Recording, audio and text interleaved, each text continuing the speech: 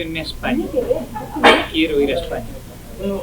Estas son las últimas palabras que dijo el poeta César Vallejo antes de morir en el año 1938 en París. Se vivió hasta el final de sus días. César Vallejo es, sin duda alguna, un poeta de referencia a nivel mundial, no solamente en la literatura en castellano, en español, sino también de la literatura. César Vallejo es un poeta que derribó muchos muros. Derribó muchos muros sin tener muchas veces el acceso a la literatura y el acceso a las nuevas corrientes que estaban teniendo otros poetas en su tiempo. Como saben, nació en el año 1892 en Santiago de Chuco, en el norte del Perú. Y aquí yo siempre digo, ¿no? Considero de muy especial de relevancia los postulados del materialismo filosófico que han abrazado filólogos de mucho reconocimiento como Jesús Maestro y que fue postulado en primer lugar por el filósofo español Gustavo Bueno. Es de una importancia capital en la literatura en castellano y en la literatura universal las relaciones que ha habido entre España e Hispanoamérica. Y digo Hispanoamérica porque estos filósofos y filólogos dicen, como el profesor Jesús Maestro, que después de tener buena salud, lo mejor que le puede pasar a alguien es hablar español. Porque poder leer a poetas como César Vallejo en lengua nativa, poder leer a poetas como Federico García Lorca, como Ramón Jiménez, decíamos, como Blanca Varela, que es muy querida en España, poder leer a todos esos poetas en lengua nativa, poder leer literatura en español, en lengua nativa, es un regalo, ¿no? Y un poco, como decía el doctor, el motivo un poco de esta conferencia es un poco unir esos lazos, ¿no? Un poco que seamos capaces de ver que todos esos lazos que se unieron entre los poetas, que nosotros seamos capaces de verlo, ¿no? Y seamos capaces de ver las influencias, las referencias que hay de unos a otros, de poetas que en esos años, en el año 1922, estaban publicando estos libros tan novedosos y que rompían con todo, ¿no? Ahora vamos a pasar a explicarlo. Pero es que Vallejo lo hace desde el Perú, no lo hace desde Nueva York, no lo hace desde Berlín, no lo hace desde París, que eran las grandes capitales culturales del momento, a principios del siglo XX. Lo hace desde una posición de casi aislamiento cultural, y él es capaz, simplemente con la influencia de Rubén Darío, ver hacia dónde iba a ir, hacia dónde iba a evolucionar la literatura a nivel universal, ¿no? Y esa es la gran importancia de Vallejo. Vallejo es súper reconocido a nivel internacional, y yo creo que muchas veces los estudiosos de la lengua española no somos conscientes en muchas ocasiones. Vallejo es un poeta de una importancia capital y una referencia, sin duda, en todo el mundo, ¿no? Entonces, me gustaría hacer un breve recorrido por su vida. Vamos a ver un poco todas las obras que escribió, sacando un poco los principales puntos para ver cuál fue al final la influencia que tuvo en España y la influencia que España tuvo, ¿no? Recuerdo un poco ese llévenme a España, quiero ir a España, ¿no?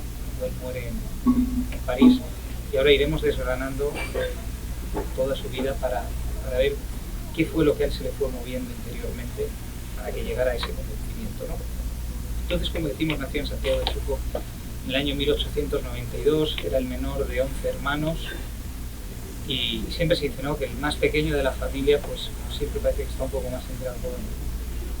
Pues él también recibió mucho cariño por parte de su familia, por parte de su madre, que más adelante moriría, y vamos a comentar. Y luego también es algo curioso que sus dos abuelos eran gallegos, sus dos abuelos eran españoles, una región del norte de España. Sus dos abuelos eran sacerdotes que se casaron y tuvieron hijos con peruanas, ambos.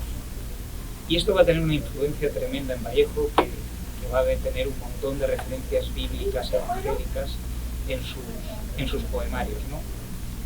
Y la gran pena de Vallejo es que murió joven, murió a los 46 años. Murió a los 46 años y no nos habría dejado una obra mucho más extensa y fíjense que tan solo con 5 poemarios él ha sido capaz de cambiar un poco la literatura de un nivel opuesto. Entonces, bueno, el primer poemario que él publica es en el año 1919, Los Heraldos Negros, que estoy seguro que conocen de sobra, y es un libro del modernismo. Es un libro que está completamente alimentado por las letras de Rubén Darío, que era el padre del modernismo en aquel tiempo, ¿no? El modernismo traía un poco, rescataba la tradición poética clásica, estructuras marcadas, sonetos, pero también métricas muy marcadas, no necesariamente siguiendo una forma predeterminada, pero con estrofas y determinadas rimas muy marcadas, ¿no? Digamos algo así como siguiendo un poco la regla, pero reinventándola un poco a los tiempos más actuales. Vamos a encontrar un montón de héroes, de princesas, de castillos. Miran un poco, vuelven la mirada un poco atrás a la tradición clásica, ¿no? Y Los Heraldos Negros se ha hablado mucho sobre cuál podría haber sido su influencia, y fue sin duda alguna, sin duda alguna un libro triste, es un libro donde él transmite una cierta agonía, un cierto desasosiego, y viene principalmente por la partida de su amada, que era María Rosa Sandoval, que fue la musa que acabó inspirando para este poemario, y que le abandonó de una manera muy poética, porque ella le abandonó porque tenía tuberculosis y acabó muriendo en el año 1918.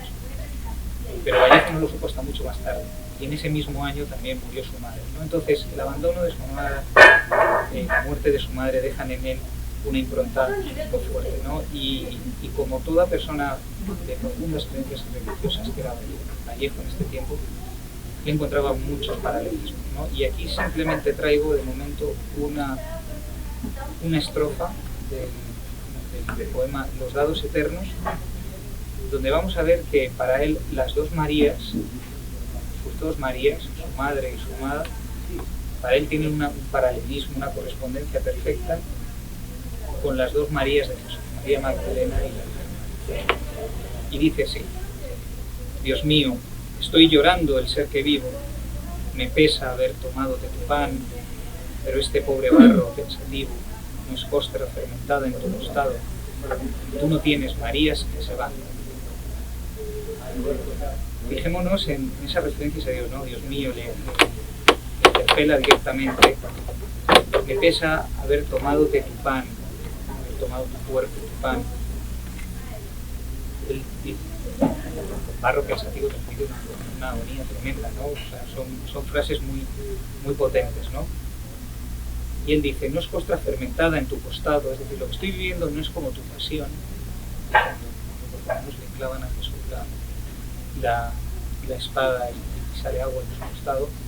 Dice, no es costra fermentada en tu costado, que tú no tienes Marías que se van, es decir, tus dos Marías se quedan a los pies de tu cruz y las dos mías se alejan.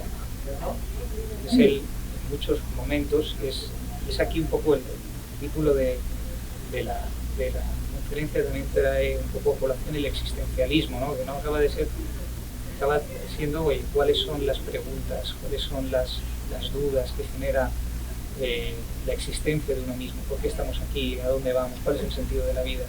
Y eso es lo que se pregunta Vallejo en este libro, le interpela directamente a Dios. Tú no tienes Marías que se van, ¿por qué las tuyas no se van y las mías sí, no?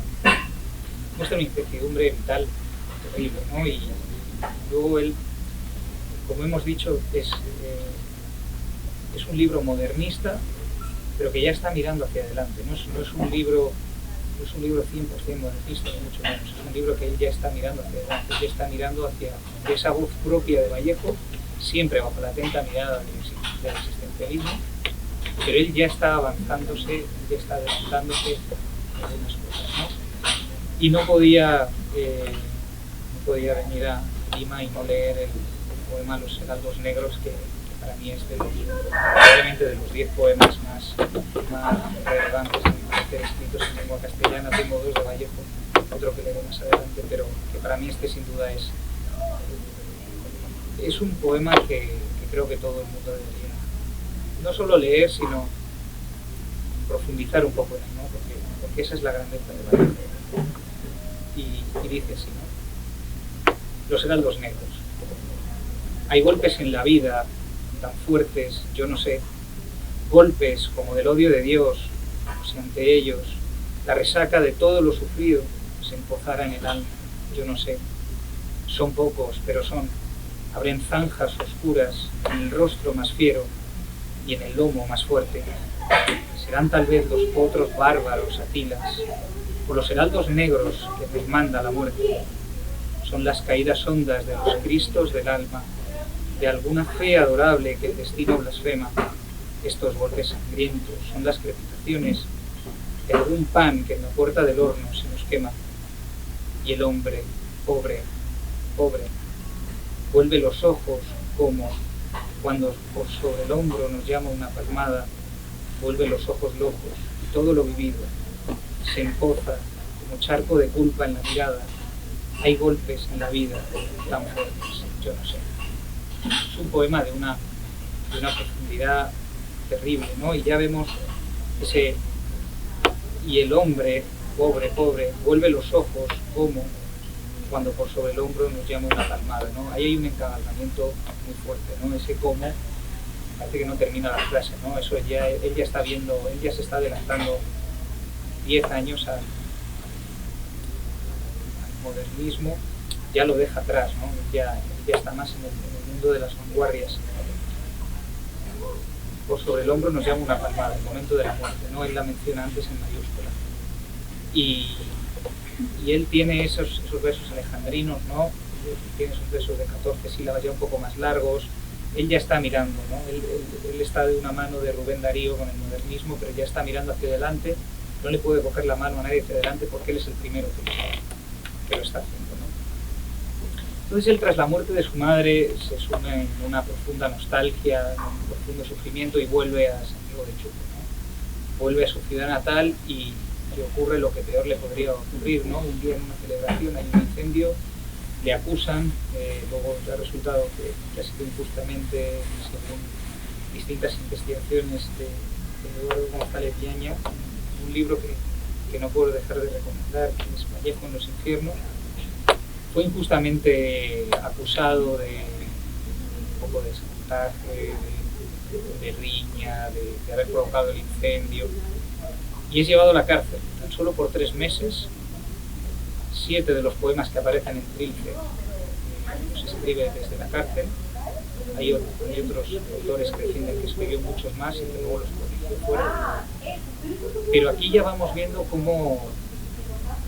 cuáles son las cosas que le van a ir influyendo, ¿no? Él viene de esa etapa modernista, como decíamos, de esa mano de Rubén Darío, pero él ya hay un golpe en su vida muy fuerte, la muerte de su madre, el abandono de su amada, y luego va a la cárcel. Va a la cárcel de una manera además completamente injusta, cual para una persona de profundas convicciones religiosas le sume más en el existencialismo, ¿no? ¿Por qué? Le pregunta a Dios, ¿por qué yo que no he hecho nada me haces esto, ¿no? Entonces llegamos al libro que para mí lo cambió todo, que es Trilce, publica en el año 1922, y un poco uno de sus compañeros que fue de una importancia capital en su vida, Antenor Orrego, decía: a partir de este sembrador se inicia una nueva época de la libertad, de la autonomía poética, de la vernácula articulación verbal. Antenor ya adelantó lo que iba a pasar. Él ya sabía que con Trilce César Vallejo rompía todo. César Vallejo abría una nueva era, ¿no? Supone completamente este libro un antes y un después, o sea, cambia completamente las reglas del juego. Vamos a ver cómo él se desposee el lenguaje, lo retuerce, lo cambia, él inventa palabras. Él entiende que para un poeta el lenguaje no tiene que ser un límite, nunca, ¿no? Y así lo dice en un libro de ensayos, El arte y la religión, y él mismo dice, ¿no?, en sus propias palabras: la gramática como norma colectiva en poesía carece de razón de ser. Cada poeta forja su gramática personal e intransferible, su sintaxis, su ortografía, su analogía, su prosodia, su semántica. le basta no salir de los fueros básicos del idioma, el poeta puede hasta cambiar en cierto modo la estructura literal y fonética de una misma palabra según los casos. Y es precisamente lo que hizo con la palabra trilce. Trilce está dentro de uno de los grandes enigmas de Vallejo, ¿no? Hay dos principales corrientes que unos piensan que es una autología, un neologismo de triste y dulce, ¿no? De cómo comentaban, pues, ¿no? Cómo encontrar la belleza en la tristeza, esa tristeza dulce. Y hay otros que sin más dicen que el trilce tenía otro título, que él de repente se le ocurrió cambiarlo. Y le dijeron que costaba 3 libras cambiar el título, ¿no? Porque ya habían impreso una serie de ejemplares y demás. Y le dicen, no, son 3 libras. Él se fue a casa con las 3 libras y dijo, 3, y acabó llegando a trilce, ¿no? Porque las personas que lo conocen, Georgette, su mujer con la que se casó más adelante en París, él decía que le gustaba retorcer las palabras, cambiar las palabras. Al final él entendía que el lenguaje, que cada uno tiene su propio lenguaje, ¿no? Que el lenguaje es común para todos en ciertos aspectos, pero luego cada uno lo tiene que hacer suyo, ¿no? Esto lo explicaba Georgette como que, oye, pues hay determinadas recetas de cocina que son muy universales, pero luego cada uno en su casa la acaba haciendo un poco como quiere, ¿no? Y la acaba adaptando a como les gusta en su casa. Entonces vamos a ver en las vanguardias, vamos a ver un cambio radical de la poesía de Vallejo. Esto es en el año 1922, muy pronto en el tiempo para las vanguardias. Por ahí empezaban, ¿no? En ese mismo año, como hemos dicho, publicaron autores muy importantes y Vallejo se adelanta a su tiempo 10 años. Se adelanta de una manera abismal y sobre todo un poco desde esa, si me lo permite, un poco aislamiento, desde esa cárcel que constituía el sufrimiento que él tenía, ¿no? Y probablemente sin el acceso cultural que tenían otros poetas de su tiempo, ¿no? Vamos a ver con este cambio hacia las vanguardias que se cambia la sintaxis lógica de las palabras, se cambia completamente. Vallejo retuerce el lenguaje, Vallejo lo cambia. Vamos a ver cómo... Nacional del Libro de Sevilla, en la Feria Internacional del Libro de Granada, en el Seminario sobre Poesía Contemporánea en Las Musas, Madrid, y en la Conferencia de Nuevas Voces Poéticas La Sagrada Familia, entre otros eventos que no se mencionan aquí, pero también en la Universidad San Ignacio de Loyola, en la Facultad de Comunicación, que generosamente ha tenido el gusto de venir a visitarnos. Muchísimas gracias, Arturo, por tu visita.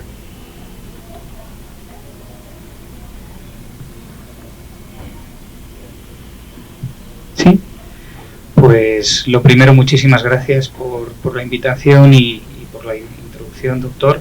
Para mí es un placer estar aquí hoy con ustedes y poder compartir un poco y traer la poesía a distintas facultades, ¿no? Yo siempre digo que la poesía tiene que inundarnos a todos. Hoy en día vivimos un poco rápidos, vivimos un poco pendientes demasiado de nuestros trabajos y creo que la poesía, en general la literatura, ¿no? Pero la poesía que siempre deja un pozo en el alma, como decía por ahí algún poeta, pues creo que es importante, ¿no? Para tener esa visión un poco más antropológica del mundo y esa visión un poco más humana y solidaria. Encantadísimos, Arturo, por favor, tomamos asiento entonces para iniciar nuestras actividades, que en primer lugar va a ser una pequeña entrevista seguida de una lectura de poemas de parte de nuestro invitado. Bueno, esta es una pregunta trillada quizás, pero siempre puede tener respuestas sorpresivas. ¿Dónde empezó la poesía para la carrera del poeta Arturo de Vicente? ¿En qué inspiraciones vino? ¿Dónde se halla ese caldo de cultivo para convertirse en creación? Pues nace un poco de interés por la filosofía en general desde joven, mi interés un poco por conocer un poco el sentido del mundo, ¿no? Y a través de la filosofía acabé llegando a la poesía, ¿no? Porque la poesía tiene esa capacidad de transmitir con muy pocas palabras, con palabras que a veces parece que no dicen lo que dicen, tiene esa capacidad de transmitir mucho más, ¿no? Y fue un poco eso por lo que dentro de las distintas disciplinas literarias lo que más me acabó llamando fue la poesía, ¿no? Porque era capaz de con pocas palabras, con palabras que no se usan en el día a día, transmitir o intentar transmitir mucho, ¿no? Y en cuanto a poetas, como tal, he de decir que bueno, nace un poco de la generación del 27 en España, es una generación muy estudiada, pero que es una generación que rompe completamente con lo que se estaba haciendo hasta entonces, y es precisamente esto, ¿no? Escribir con palabras diferentes, no rompiendo la gramática en muchas ocasiones, transmitiendo mucho, ¿no? Influencias de Juan Ramón Jiménez al principio, que fue el principal influyente de esta generación, y luego con poetas universales como Federico García Lorca, Gerardo Diego, y a través de Gerardo Diego fue precisamente donde acabé llegando a César Vallejo, que ha sido objeto de estudio por mi parte, y donde pues la verdad que he descubierto una persona, como comentaré más tarde, que tuvo una influencia tremenda en España para él, ¿no? En su poesía y en su capacidad de transmitir muchísimo, ¿no? La guerra de España le afectó mucho y consiguió transmitir mucho. Entonces, un poco como, en resumen, yo diría eso, ¿no? A través de la generación del 27, todos esos poetas, por decir algunos nombres, Ricardo Diego, Federico García Lorca, y a través de ellos pues acabé llegando a otros poetas como César Vallejo. Es muy interesante porque efectivamente el recorrido que hace Arturo se desenvuelve desde su nación, pero luego se transmite a otros entornos, el entorno peruano, el entorno de la universalidad y de la cohesión, porque ustedes saben, Vallejo viaja a Europa después de escribir Trilce, participa activamente dentro del mundo de las ideas, dentro de lo que viene a ser la Guerra Civil Española, está emparentado con poetas del 27 y nos da este maravilloso poemario que es España aparta de mí este cáliz, del cual nos va a hablar Arturo también en unos minutos más. La anestesia del olvido es un título sugestivo, ¿no? Es el nombre del poemario de Arturo. Él nos ha publicado en el año 2021 este libro, que lo he leído ya 2 veces y lo volvería a leer, porque sí, la buena poesía es para regresar y releer. Y entonces encontramos 3 piezas, ¿no? Y una narrativa tal vez dentro del poemario. Para quienes van a conocer tu libro, ¿cómo los invitarías a conocer esta historia y esta propuesta de la anestesia del olvido? Sí, para mí la poesía al final, y al contrario como se acaba pensando muchas veces, parece que transmite la historia del que la escribe, ¿no? Parece que transmite la historia del escritor. Creo que los grandes poetas son aquellos que derrumban todas las fronteras de lo personal y son capaces de escribir desde su propia historia y no de su historia. Escribir desde tu propia historia acaba siendo pues, ser capaz de elevarte un poco de todo aquello que has sentido, que vives en tu día a día, todo aquello que te influye, elevarte y ser capaz de escribir de una manera universal y que trasgreda todas esas fronteras e impacte en el corazón de todas las personas que leen. Un poco la anestesia del olvido, como dices, tiene 3 partes, ¿no? Yo siempre los poemarios que más me habían transmitido son aquellos que cuentan un poco una historia, no una simple amalgama de poemas, sino que tengan un hilo conductor a lo largo de todo el poemario. En este caso, pues tiene 3 partes, como decíamos, muy diferenciadas, ¿no? que se pueden dar al final en toda persona que haya vivido, toda persona que haya experimentado el amor en sus distintas facetas, no solamente el amor hacia una pareja, también el amor a veces con familiares o con amigos, ¿no? Que es pues un primer momento en el que pues, tienes una sensación muy intensa en ese primer momento. Una segunda parte donde pues, hay determinados motivos por los cuales existe una distancia y existe un dolor en un momento.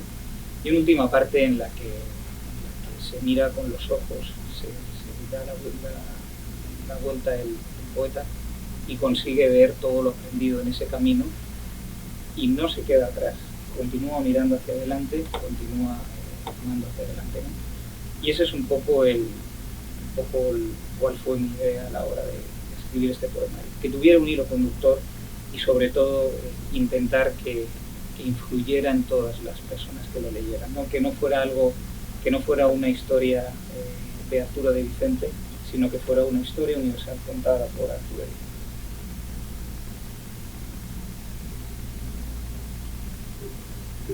Bueno, sí que lo van a conocer, pero definitivamente uno puede encontrarse, verse reflejado dentro de la anestesia del olvido, porque creo que a estas alturas todo lo que estamos aquí ya hemos amado y hemos sentido también la ausencia o la ruptura o el hecho de recordar a un ser amado, mirarlo después de tiempo y sentir que algunas cosas dentro de nuestro ser se estremecen. Creo que todos hemos pasado por eso y es algo que creo que es lo más universal del mundo.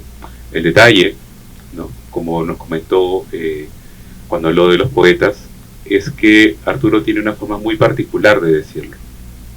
Y esa particularidad es lo que hace que volvamos a su poesía.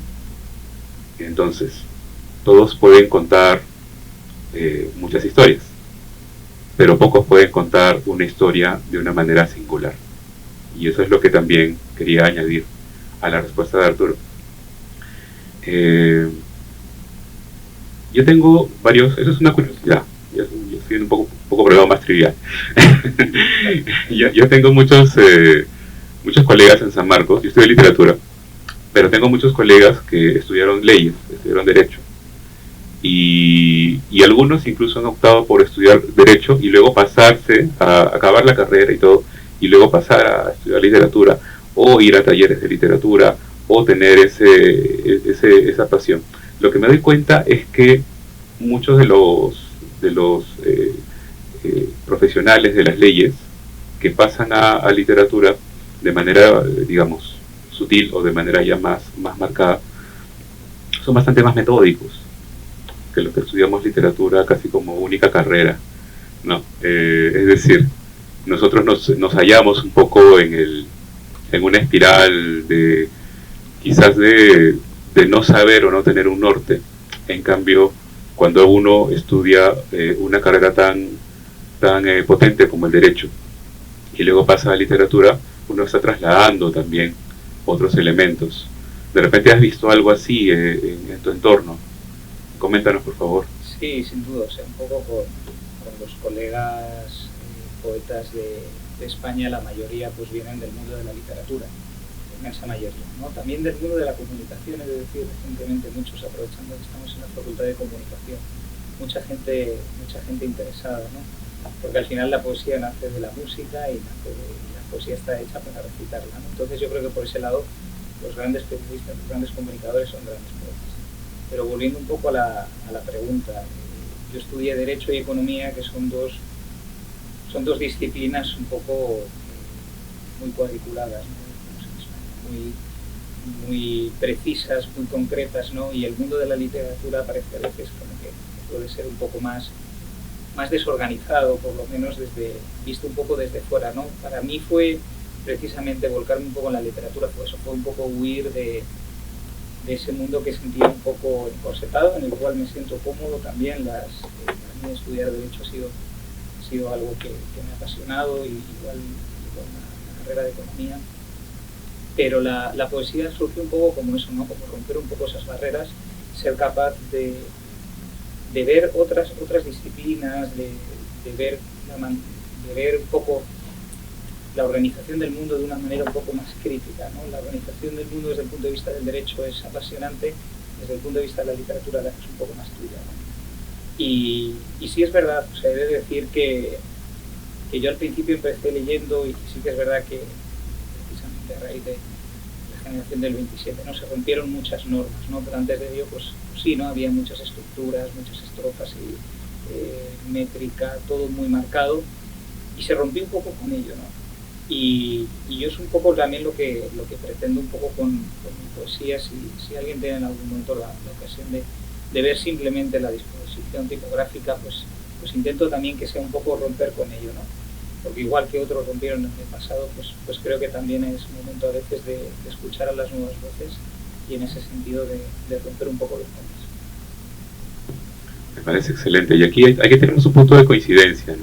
Voy a hacerte la pregunta justo a partir de lo anterior. Bueno, acá dice docente investigador y tal. Y sí es cierto, la mayor parte de mi día a día me dedico a ver cuestiones muy precisas como la investigación. Investigación literaria, investigación en comunicación, investigación educativa.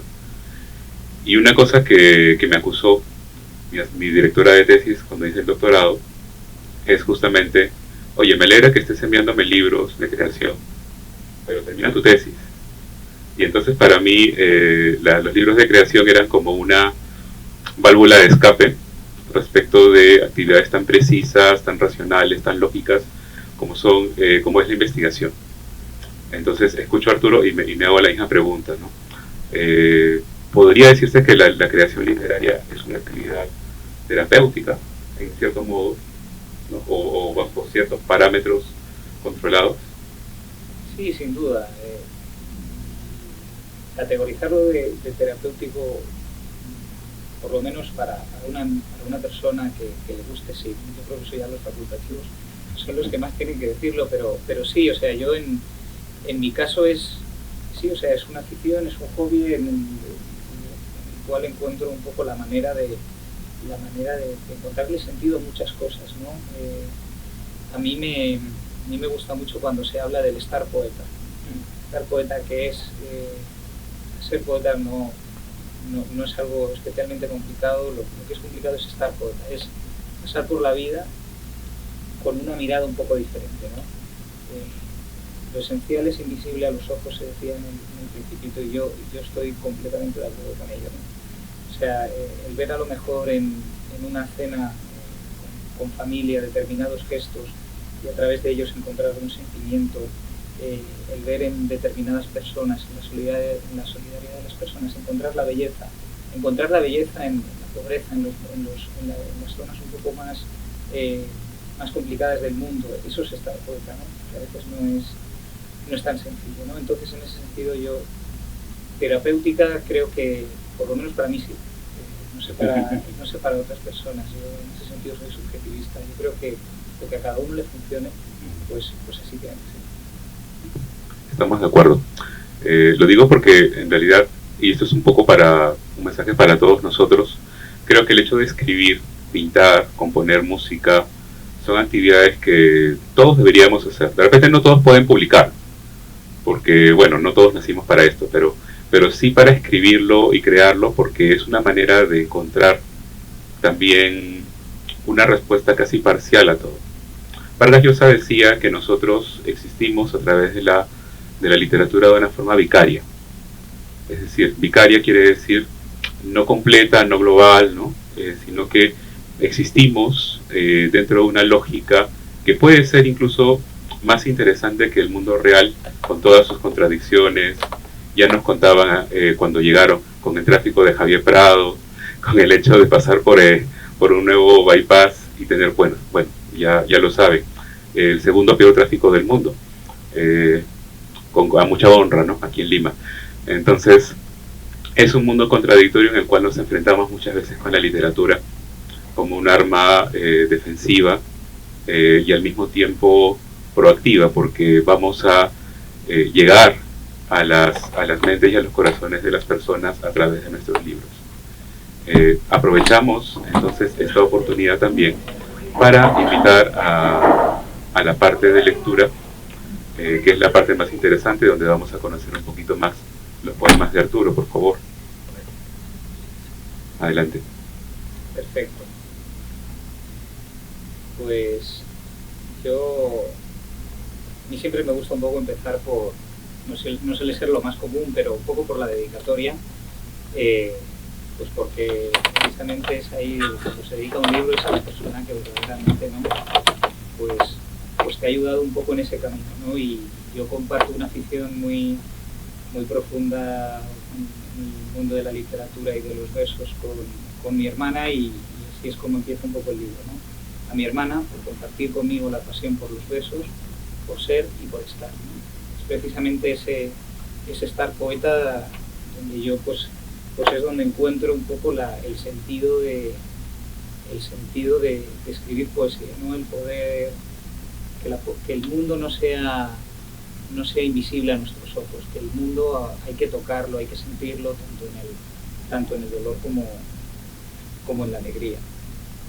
Entonces, bueno, por empezar con algún poema que sea un poco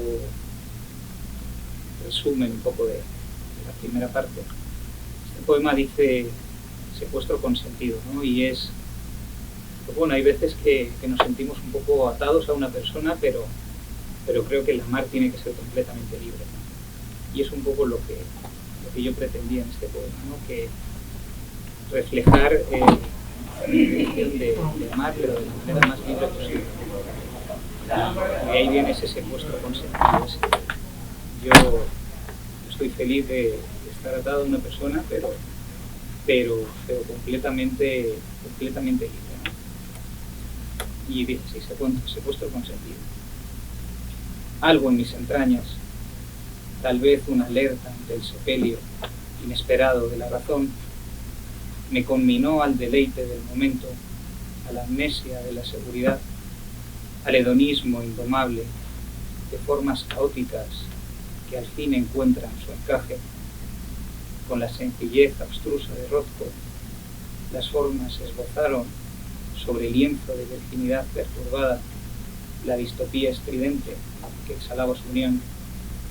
Así, la irracionalidad exaltada empujó las formas a la intersección de sus gravedades y ambos cuerpos vibraron a la misma frecuencia toda la noche.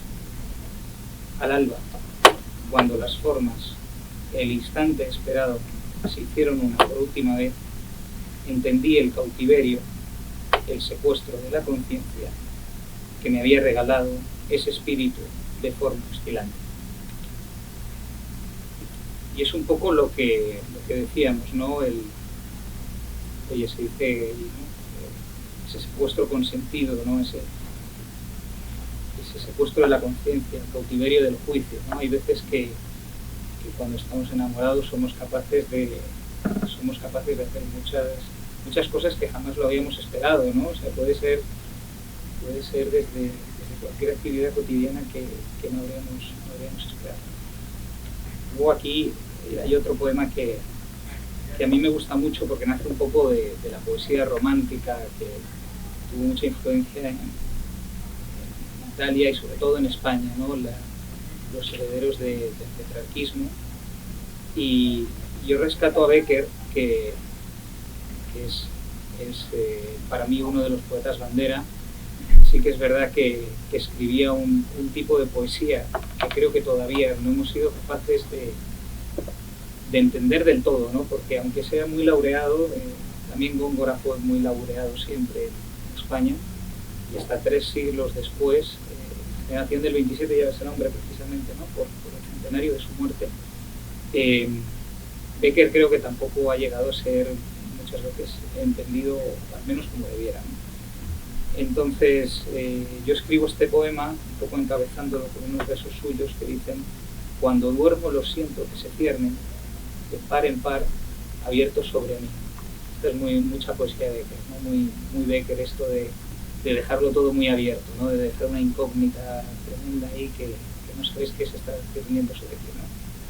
Y el poema dice así: pólvora insaciable. Pólvora que me mira, que me explota dentro, que ensombrece oscuridad, que revive claridad abandonada.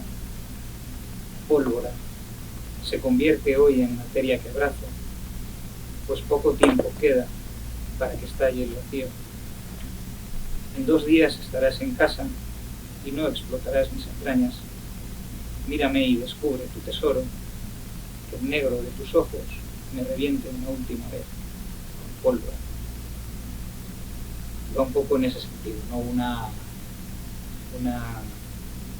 Un poema con mucha influencia de Bécquer, ¿no? Que ese mantener un poco la intriga un poco hasta el final, donde se abre una llave que da sentido un poco a todo. Y un poco por continuar, creo que es lo interesante saltar un poco a la siguiente parte. Y ese yo decía, amar un poco en libertad, ¿no? Que nunca el amor, cualquiera de nuestras relaciones, no me refiero simplemente a pareja, ¿no? Que amar a un amigo, a un compañero, a alguien de tu familia, que nunca suponga unos grilletes, nunca suponga unas esposas para dejar de ser uno mismo, ¿no? Entonces yo aquí reflejo un poco mi preocupación por cuando yo amo en general, nunca suponer para nadie un candado, nunca suponer que esa persona pueda verse de alguna manera limitada. Y creo que es algo que es de rabiosa actualidad para nosotros. Creo que muchos de los movimientos que vemos hoy en día están pidiendo esto, ¿no? Están pidiendo que dejemos libertad a las personas, que las personas sean lo más bellas posibles. Y de nuevo aquí lo encabezo con unos versos de Pedro Salinas, poeta también de la generación del 27, conocido como el poeta del amor. Son unos versos muy sencillos, pero que transmiten mucho, ¿no? Te quiero pura, libre, irreductible, tú. Es imposible querer a una persona, ¿no? Si no es de una manera pura, libre, irreductible. Y el poema dice así: libremente despojada, como corriente en el mar, mezclada en entorno, camuflada entre grilletes, emancipada de vanos ideales, virgen de desprecios, eternamente fluida entre atrocidad, individuo singular y diferente, con luz propia, emanada de la excepcionalidad del aura. Suspiran abatidas por su marcha las ratoneras de Europa, que ahogadas en reminiscencia relamen lánguidas y esclavizadas las huellas que su deidad dejó bailando en sus calles. Solo la isla de Oravá relata hoy la profundidad de su pecho, el color hogar en sus ojos, la energía del mundo en una mirada. Ella, únicamente libre. Este es un poema con una influencia tremenda de esa generación del 27, ¿no? Unos encabalgamientos bastante agresivos, unas imágenes pues a lo mejor poco comunes o que en ese momento no rompían mucho con lo que se venía haciendo en el romanticismo con Becker y más tarde en el modernismo con Rubén Darío, ¿no? Y aquí por otro poema que la verdad no tenía pensado, pero ahora que lo veo pues creo que es bonito, ¿no? Se llama Finos Detalles y es esos pequeños gestos, esas pequeñas sonrisas, ojos que se cierran, guiños, pequeños instantes de las personas que al final acabamos teniendo en nuestra rutina, ¿no? Esas pequeñas imágenes, esos gestos únicos de cada persona somos completamente únicos, ¿no? Y dice así: finos detalles. Habitar otro tiempo siempre fue el mayor acto de cobardía de quien vive lejos de los recuerdos. Y esta noche, yo ante mí, me reconozco y confirmo, habitante de fractales fugaces, fracciones temporales exiguas, que mi miedo custodiará eternamente. De algún otoño podrán los trazos gruesos de mi recuerdo hallar fuga en el tiempo, mas los finos detalles del pincel, la lluvia evadiéndose de su rostro, la luna desnudando su figura, encontrarán quietud sempiterna en mi memoria, como si los viera todos los días, como si estuviera a su lado, como si no fuera recordado. Y no sé cómo vemos el tiempo. Una más. Sí, pues yo creo, oye, que tiene sentido también, quería también leer algún poema que no fuera publicado, un poema inédito, ¿no? Y si me dan un segundo.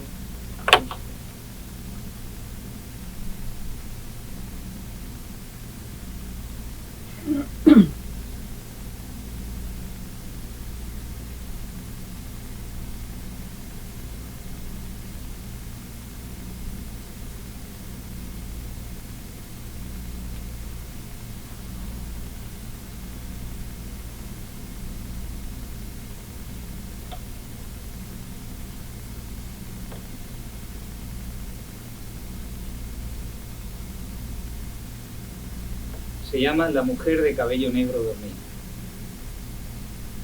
La mujer de cabello negro dormía y la niña callada tocaba en sus pestañas una melodía que deshacía el aliento. La mujer de cabello negro dormía sobre mi pecho y el descanso entraba en su cuerpo como un pájaro que desoye la soledad de una casa vacía. La mujer de cabello negro dormía sobre mi pecho de flores de almendro y soñaba que saltaba el vacío y huía del reloj.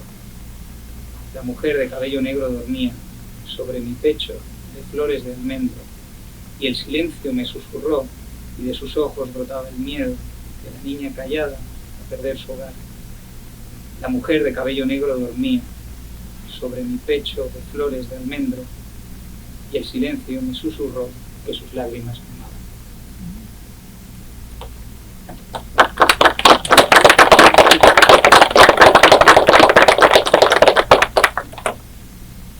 Bueno, muchísimas gracias por tanta generosidad literaria, artística, humana. Gracias a Arturo.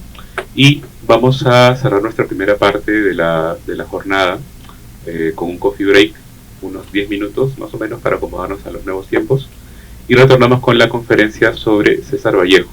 Así que no se pierdan, vámonos acá nada más a unos metros y retornamos apenas se pueda. Yo creo que en unos 10 minutos le hace las 10:25 retornamos para la segunda parte.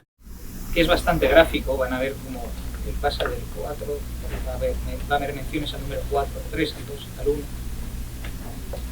Y él habla de las 4 paredes como si él se sintiera atado a las 4 paredes.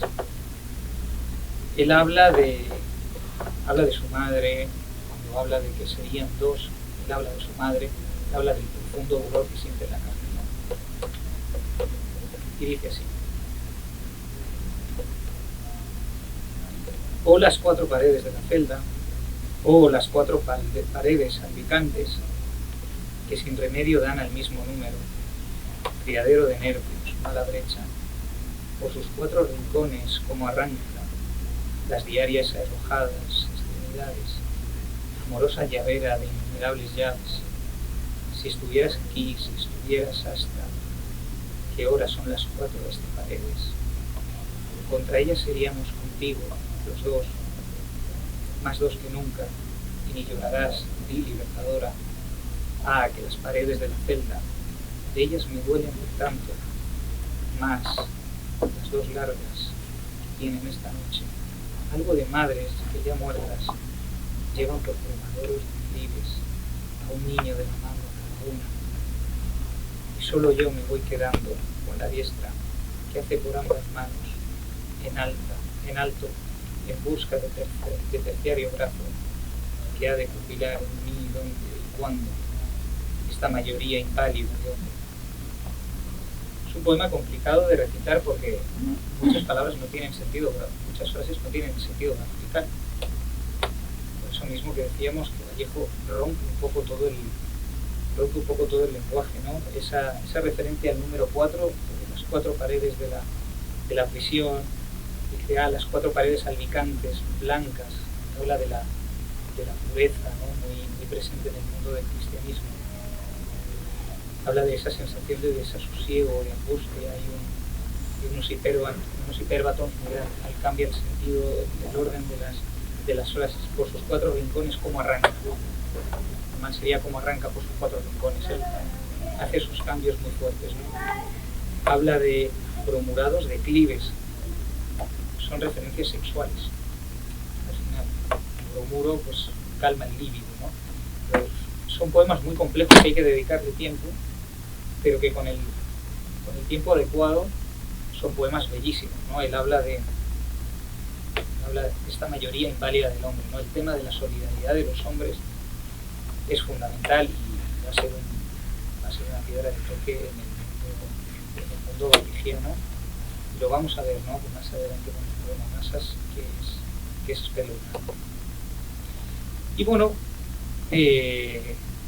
Vallejo viaja a Europa, se establece en París, tiene relación muy estrecha con un diplomático, Pablo Abril Vivero, un diplomático peruano en Madrid, que le va a inscribir en unas becas para que acabe su tesis de jurisprudencia. Él había empezado en leyes en la Universidad de Trujillo, más tarde pues, al trasladarse a París, él le comunica su interés en continuar, pero en el fondo Vallejo nunca tuvo ningún interés en acabar ninguna tesis, él simplemente quería el dinero de la beca para estudiantes de habla hispana en España, ¿no? Y él va intercambiando mucho su estancia en París con muchos movimientos hacia España. Él va a ir y venir mucho, mínimo 3 veces al año para cobrar su beca. Y en este momento coincide con la reedición de Trilce en el año 1930, una reedición que está impulsada por Gerardo Diego, uno de los padres de la generación del 27 en España, por José Bergamín, otro poeta muy importante de la generación del 27, y entre ellos dos van a potenciar mucho este poemario que en palabras suyas decían que era algo espeluznante, o sea, algo espeluznantemente novedoso y de una rabiosa actualidad. O sea, era algo increíble para ellos que alguien desde la otra punta del mundo había sido capaz de escribir algo así, ¿no? Gerardo Diego lo dice en una conferencia en el año 1970, que era un gran admirador suyo y gran amigo, ¿no? Y de hecho Gerardo Diego le escribe un poema a Vallejo, se llama Valle Vallejo, que dice: Albert Samen, diría Vallejo, dice, Gerardo Diego enmudecido dirá mañana, y por una sola vez piedra de estupor y madera dulce del establo, querido amigo, hermano en la persecución gemela de los sombreros desprendidos por la velocidad de los astros, piedra de estupor y de madera noble de establo, constituyen tu temeraria materia prima, anterior a los decretos del péndulo y a la secreción secular de las golondrinas. Naciste en un cementerio de palabras, una noche en que los esqueletos de todos los verbos intransitivos proclamaban la huelga del te quiero para siempre, siempre, siempre. Una noche en que la luna lloraba y reía y lloraba, y volvía a reír y a llorar, jugándose a sí misma a cara o cruz, y salió cara, y tú viviste entre nosotros. Desde aquella noche muchas palabras apenas nacidas fallecieron repentinamente, tales como caricia, quizás, categoría, puñado, cataclismo, y otras nunca jamás oídas se alumbraron sobre la tierra. Así como madre mira moribundo, Moisés, milagro, todas exterminadas en un rabo inocente. Vallejo, tú vives rodeado de pájaros agatas, en un mundo que está muerto, requete muerto y podrido. Vives tú con tus palabras muertas y vivas, y gracias a que vives con nosotros, desahuciados, aceptamos a levantar los párpados para ver el mundo, tu mundo con la mula, y el hombre, yerno secundario, la tiernísima niña, y los cuchillos que duelen en el paladar, porque el mundo existe y tú existes, y nosotros probablemente terminaremos por existir, si tú te empeñas y cantas y voceas en tu valiente Valle Vallejo. Es un poema nada sencillo, pero yo me quedo con esa última parte, porque el mundo existe y tú existes, y nosotros probablemente terminaremos por existir si tú te empeñas y cantas y voceas en tu valiente Valle Vallejo. Ese Valle Vallejo es el espacio de Vallejo, es su espacio interior, es ese mundo nuevo que él crea con sus nuevas palabras, con sus ontologías, sus neologismos, ¿no? Después de esto, Vallejo, durante su estancia en España, llegará en el año 1930, le expulsan de Francia por colaborar en distintas revistas muy cercanas al comunismo, que en ese momento pues asolaba un poco y amenazaba un poco las democracias europeas. Tuvo también varias veces a Rusia.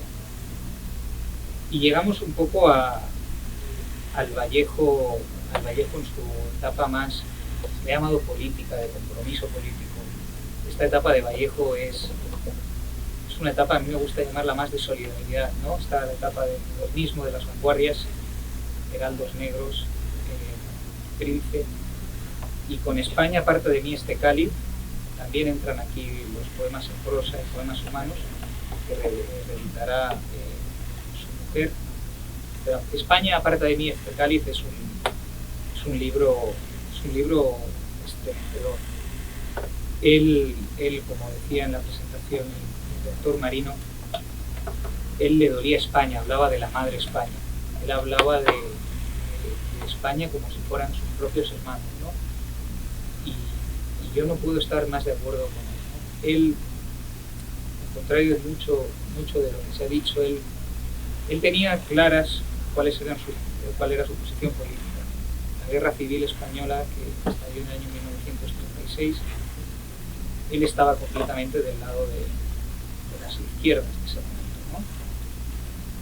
Pero él veía la división dentro de las izquierdas, veía una guerra fratricida. La guerra civil española enfrentó a padres, a hijos, a hermanos, simplemente por ideas políticas, ¿no? Que es algo que nos modernismo superado, ¿no? Nosotros ahora mismo, pocos nos veríamos luchando por un ideal político a sangre con manos nuestras, pero en esa época así pasaba, ¿no?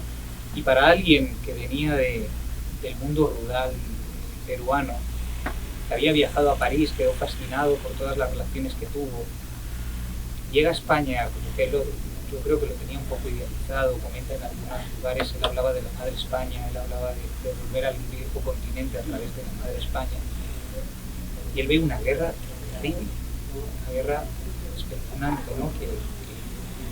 que enfrenta a padres con hijos.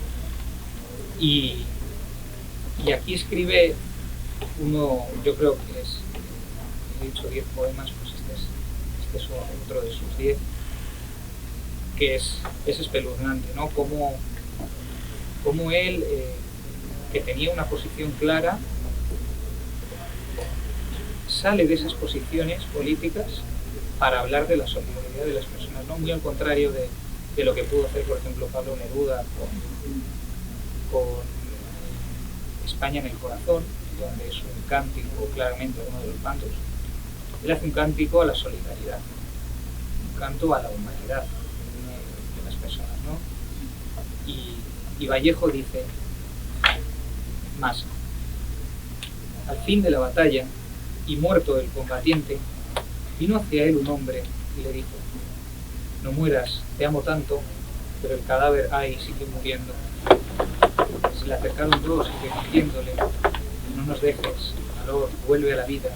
Pero el cadáver ahí siguió muriendo. Acudieron el 20, 100, 1000, 500.000, clamando tanto amor y no poder hacer nada contra la muerte. Pero el cadáver ahí siguió muriendo. Le rodearon millones de individuos con un ruego común: quédate, hermano. Pero el cadáver ahí siguió muriendo. Entonces todos los hombres de la tierra que rodearon, les vio el cadáver triste, emocionado, incorporóse lentamente, abrazó al primer hombre, echóse a andar. Es un poema cántico, ¿no? Un hombre, dos hombres, 500.000 no pueden, pero si vienen todos los hombres de la humanidad son capaces de revivir a alguien caído. Y no hace referencia a un bando o a otro. Esa es para mí la grandeza de Vallejo. Deja a un lado toda posición política. Él se fija en cuál es la humanidad, la solidaridad de las personas, ¿no? que va también un poco unido a ese existencialismo que decíamos, ¿no? Ese que hacemos nosotros en el mundo si no somos hermanos, que somos unos con otros, ¿no? Esa es la grandeza de Vallejo, y eso que Vallejo tenía clara su posición política. Él decía que el artista es inevitablemente un sujeto político, que es una clara perífrasis aristotélica del hombre es un animal político, ¿no? que comentaba siempre de Aristóteles cuando se hace referencia al hombre como animal político, ¿no? Y aquí traigo otro poema que sí que me voy a detener un poco más porque es un cántico a las nuevas generaciones.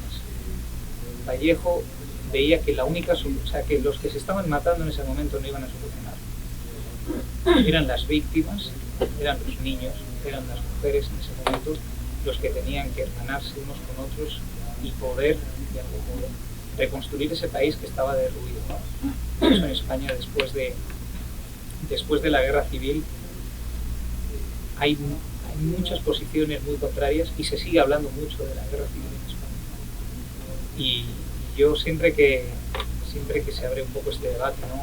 Cuando hay gente que me pregunta un poco sobre el tema, ¿no? Porque de nuevo un poco nos acaba viendo a la gente del mundo de la literatura como que tenemos que tener una posición muy clara en el mundo de la política, y yo siempre les redirijo un poco a este poema de Vallejo. Cuídate, España, de tu propia España. Cuídate, España, de tu propia España. Cuídate de la hoz sin el martillo. Cuídate del martillo sin la hoz. Cuídate de la víctima a pesar suyo, del verdugo a pesar suyo, destruido, y del indiferente a pesar suyo. Cuídate del que antes de que cante el gallo negárate 3 veces, y del que te negó después de 3 veces. Cuídate de las calaveras sin las tibias, de las tibias sin las calaveras. Cuídate de los nuevos poderosos. Cuídate del que come tus cadáveres, del que devora muertos a tus vivos. Cuídate del leal 100%. Cuídate del cielo más acá del aire. Cuídate del aire más acá que el cielo. Cuídate de los que te aman. Cuídate de tus héroes. Cuídate de tus muertos. Cuídate de la República. Cuídate del futuro. Es un canto a la solidaridad. Solamente los jóvenes van a ser capaces de reconstruir este país.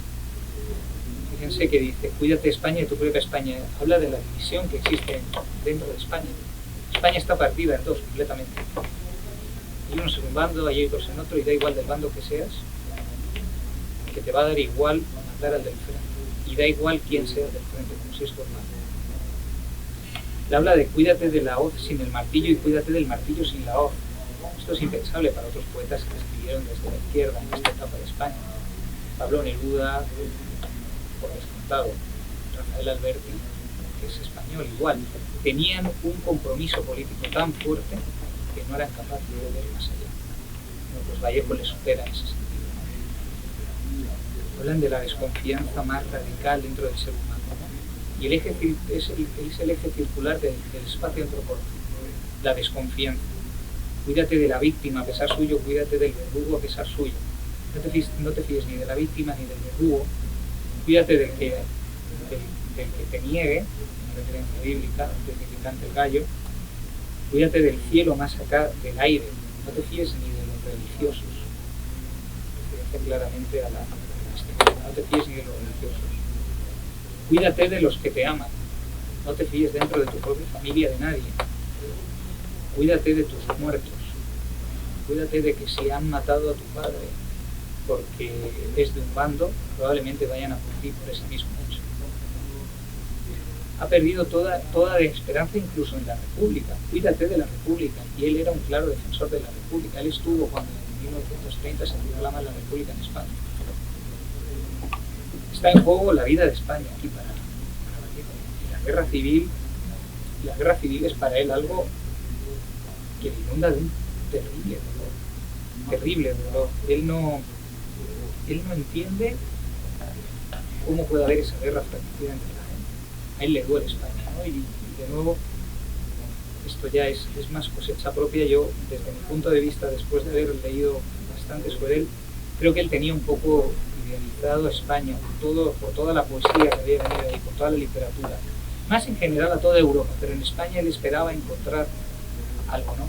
Y es verdad que lo encuentra, le reeditan su libro. Trice tiene la importancia que tiene porque lo volvió a publicar en España. Probablemente habría tenido igual importancia, pero la importancia capital, la manera de entrar en toda Europa a través de París, Juan Larrea, Vicente Huidobro, Gerardo Diego, a grandes poetas españoles de la generación del 27, esa importancia capital, Vallejo la consigue por su estancia en España. En esos años. Él habla de la madre España, él amaba a España. Sin embargo, se encuentra con una guerra terrible, que le duele. Y para terminar, creo que merece la pena leer el último poema de este poemario que da título al poema, ¿no? Se llama España, aparta de mí este cáliz. Esto no es es de nuevo otra referencia bíblica, claro, a Padre, aparta de mí este cáliz, ¿no? De mí estos pecados, de mí la tentación. Y es un canto, de nuevo, es un canto a la solidaridad, a la humanidad, a la fraternidad entre las personas, ¿no? Y él tiene claro, Vallejo tiene claro que, de nuevo, ¿no?, interpela directamente a los niños. Vamos a ver, ¿no? Interpela que son los niños, son las víctimas de esta guerra, los que aparte de ser víctimas van a tener que reconstruir la vida. Eso lo tiene él meridianamente claro. Y como español lo que me duele es que es de rabiosa actualidad esto. Hay heridas que desde el año 1939 no están superadas. Y en más de una ocasión hago referencia con unas conferencias a este poema cuando se habla de la literatura como sujeto político. No, la literatura tiene que estar para esto, no para adoctrinar. La literatura tiene que estar precisamente para hacer ese canto a la solidaridad que hacía Vallejo. España aparta de mí este poema.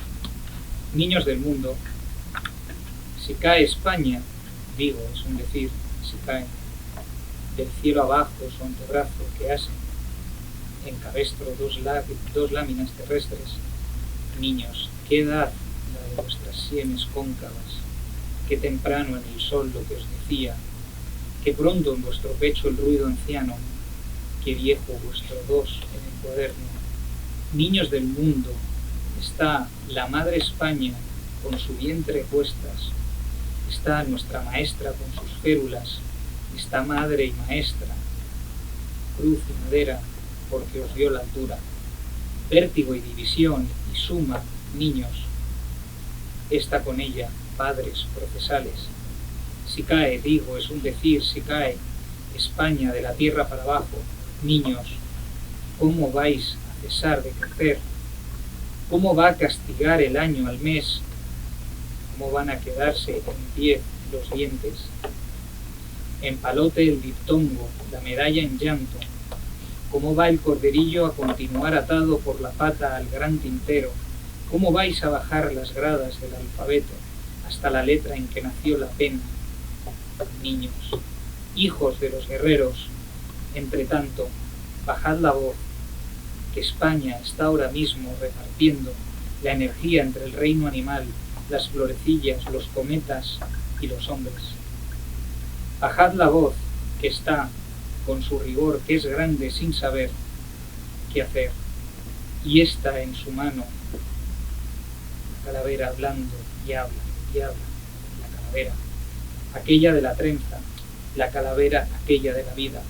Bajad la voz, os digo, bajad la voz, el canto de las sílabas, el llanto de la materia y el rumor menor de las pirámides que aún, el de las sirenas que andan con dos piedras.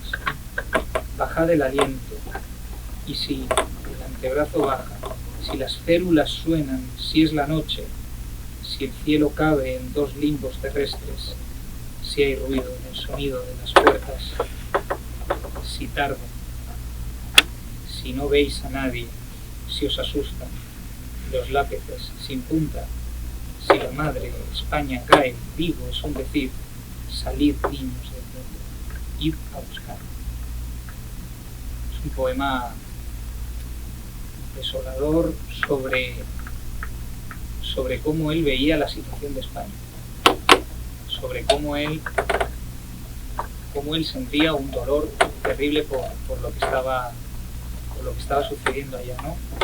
Y me gustaría terminar un poco con cómo he empezado, ¿no? Se llévenme a España, quiero ir a España, ¿no? En España se quiere muchísimo César Vallejo, ha sido objeto de estudio por los más importantes investigadores en España, y creo que sigue habiendo mucho que estudiar de Vallejo, aun siendo un poeta con una obra, como hemos dicho al principio, breve, apenas 5 poemarios, pero es tal la capacidad que ha tenido de plasmar el dolor de una nación entera, que alguien que es de ese país como yo, me siento profundamente conmovido y con dolor en muchas ocasiones, porque sigo viendo que sigue existiendo división en muchas ocasiones.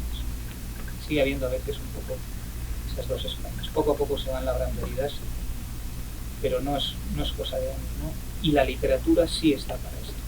La literatura está para, como dijo Vallejo, sanar heridas, pero de esta manera, a través de la solidaridad, haciendo un canto a los niños del mundo para que sean ellos los que reconstruyan, y no para posicionarnos de un lado u otro, como he dicho. Otros poetas como Seleno, Pablo Neruda, como españoles, Alberti, como otros tantos, que han visto la literatura como un arma política más. La literatura tiene que estar para sanar heridas, para recomponer, y no tanto para dividir y seguir creando división, para acusar. Tiene que estar para reconstruir las heridas. Y un poco con ese llévenme a España, quiero ir a España, pues nosotros intentamos de todos los medios traer a Vallejo cada vez más a España, seguir promocionando su obra maravillosa y seguir usándole como ese medicamento curador, como esa vía curadora y sanadora de las heridas del pasado. Muchas gracias por su atención y estaré encantado de cualquier pregunta. ¿Ha ingresado la fiscal? ¿Está presente en la diligencia?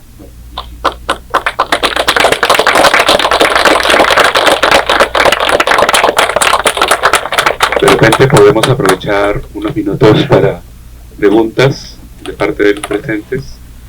Si alguien quisiera formular alguna interrogante.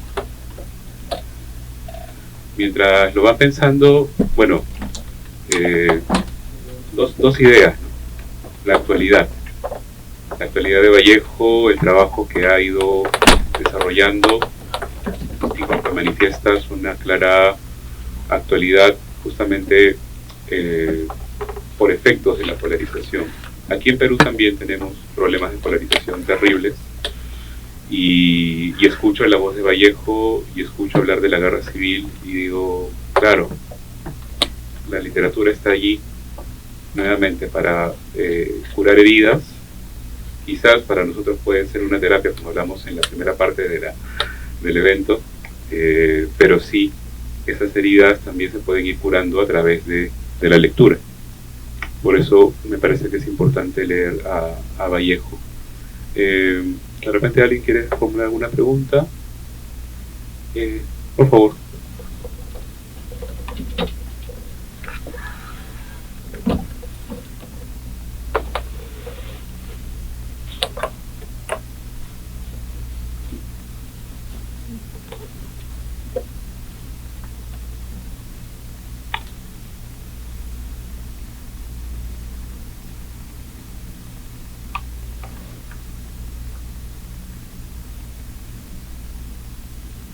¿Cómo recomienda introducirnos a la poesía? Es una buena pregunta y no tengo una respuesta clara. Vallejo probablemente sea uno de los autores un poco complejos para iniciarnos. Probablemente la última parte de su obra, como España, parte de mí, este cáliz, sea una buena forma, porque es poesía un poco más accesible, como hemos visto en los poemas, pero creo que hay muchísimos autores. O sea, yo creo que lo importante es leer aquello que a uno le gusta. Lo importante y es leer poesía que nosotros entendamos. Eso es lo importante, ¿no? Y yo creo que sin duda, pues por ejemplo, Mario Benedetti, Blanca Varela, es una poeta peruana sin duda alguna, o César Vallejo en esta última etapa, son buenas formas de iniciarnos, ¿no? Creo que Pablo Neruda, por ejemplo, por citar otro poeta vecino, tiene poemarios que son accesibles y que son agradables al trato, fáciles de entenderlos de una primera leída, porque eso es lo que al final nos va a acabar enganchando. Porque hay veces que la poesía queremos abordar el cielo muy rápido, y yo he sido el primero que me he sentido frustrado en algunas ocasiones porque no llegas a entender muchas veces lo que se dice. La poesía es como todo un poco en la vida. Con cierta práctica todo se va entendiendo y todo va siendo mucho más sencillo. Gracias a ti, Pablo. Muchas gracias. ¿De repente alguien más desea animarse a preguntar?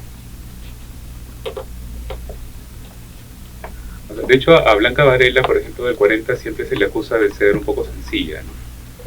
Poemas sin signos de puntuación, con minúsculas. 7 hubo un cambio y se volvió lo que se llamaba la poesía pura, ¿no? La poesía de la élite, ¿no? Solamente los intelectuales podían verdaderamente entender y escribir poesía. Yo creo que todo eso ha ido cambiando y a partir de los años 40, 50 hubo un cambio y se dijo, es que la poesía y probablemente yo creo que los autores tuvieron un poco de influencia de lo que hemos dicho. Es que si escribimos poesía para que la gente no entienda, pues ¿cuál es el sentido, no? El sentido es que llegue cada vez a más gente, ¿no? Entonces, rebajando un poco el lenguaje, pero sin cambiar, digamos, el lirismo, la fuerza de las metáforas, ni mucho menos, bajando un poco el lenguaje a la tierra, al uso cotidiano, yo creo que es como Blanca Varela ha sido capaz de llegar a mucha gente, sin duda alguna. Yo en ese momento, estoy completamente en desacuerdo con la gente que critica en ese sentido en España a Luis García Montero, a Jaime Gil de Biedma, muchos poetas que escriben en cosas cotidianas del día a día. Precisamente es esta poeta. Cosas cotidianas son capaces de encontrar una trascendencia, de encontrar un pozo que dejar en las personas, ¿no? Entonces, en ese sentido yo no puedo estar más en desacuerdo. A César Vallejo se le criticaba de hermetista, a Blanca Varela se le criticará de sencilla. Obviamente nunca se va a escribir a gusto de todo el mundo, ¿no? Yo creo que lo importante es que la poesía llegue a la gente. La poesía de Blanca Varela llega a la gente. Se le ha dado el premio Príncipe de Asturias en España, ha sido muy reconocida, y creo que eso es lo importante. Totalmente de acuerdo. Y es bien interesante cómo lo que pasa en el mundo literario también pasa en las redes sociales, ¿no? Te critican porque eres de un extremo, te critican porque eres del otro, pero en el fondo es eso lo que tú haces, es tu producción, es tu trabajo. Yo coincido con Arturo en que Blanca Varela es un excelente inicio para entrar en el mundo de la poesía, y de hecho Blanca Varela es un poco como una de las grandes iniciadoras de la poesía escrita por mujeres aquí en el Perú. Ella escribió en el 40, en el 50, en el 60, y de pronto vemos una generación florida de poetas, mujeres que han hecho muchas grandes obras a partir del trabajo realizado por Blanca Varela. Entonces, bueno, los invitamos a leer más poesía, a darle un aplauso más a Arturo por acompañarnos.